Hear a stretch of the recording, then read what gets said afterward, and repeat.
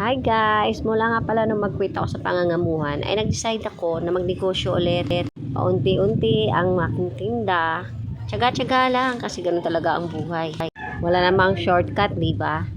Lahat nga pala ng aking mga paninda guys ay isa-isa kong hinahakot mula sa loob ng bahay hanggang doon sa labas. Doon lang ako sa harapan ng bahay nagtitinda. Mula sa mga estante, maliliit na mga item, tsaka akong nilalabas lahat yan para i-display.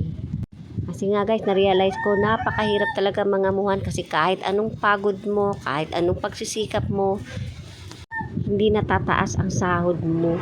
Kaya eto, sumusubok ulit sa buhay. Sa pagtitinda, kung saan wala kang amo at hawak mo pa ang oras mo. Eto na ngayon ang buhay ko, tinda sa araw at live naman sa gabi.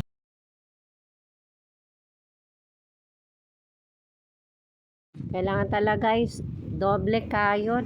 Lalo na kung mag-isa ka lang tumataguyod.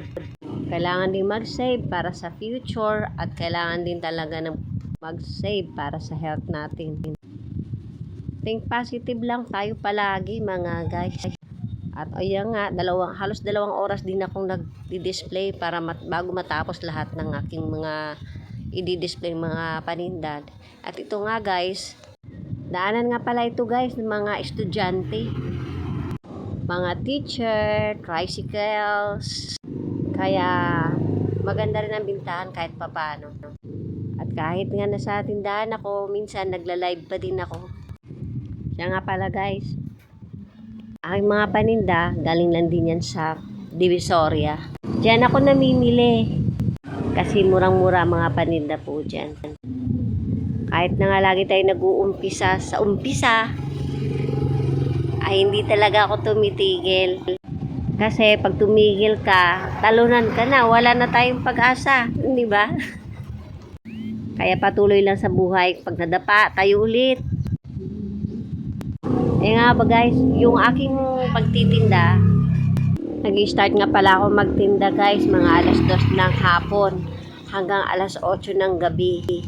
At pagdating naman ng alas 9 o alas 10, nag-i-start na rin ako niyang mag-live. Hanggang madaling araw na ako niyan guys. Natatapos nga pala ako mag-live minsan alas 6 na ng umaga. O minsan naman alas 5. Diyan ako natutulog na ako niyan at nagigising ako ng alas 12 ng tanghali. Kakain ako ng tanghalian. After niyan, mag-start na akong hakot na naman uli ng mga paninda. Ganyan lang ang routine.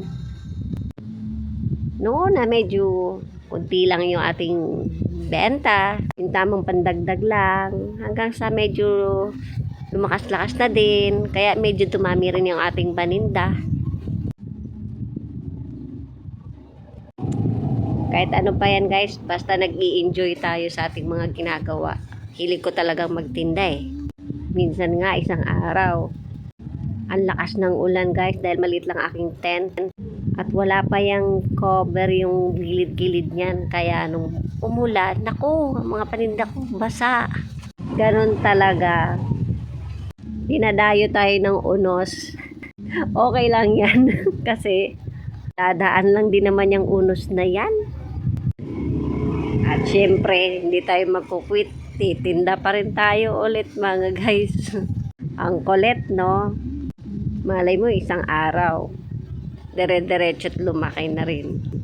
Siya mga pala mga guys, ang tinda ko dati, yung pinakaunang araw ay ukay-ukay lang.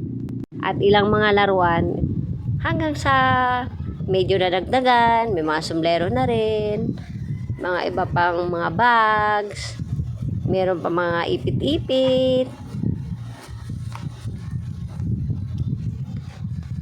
At kung ano-ano pa. Yan, may mga damit na rin tayo na hindi ukay. At sa pagdaan nga ng buwan, medyo nadagdagan na siya. Hanggang dyan na lang guys yung isi-share ko. Wala lang, natutuwa lang ako. Mag-share ng buhay ko. Akala ka ng iba, mayaman na ako. Hindi, mahirap pa rin ako.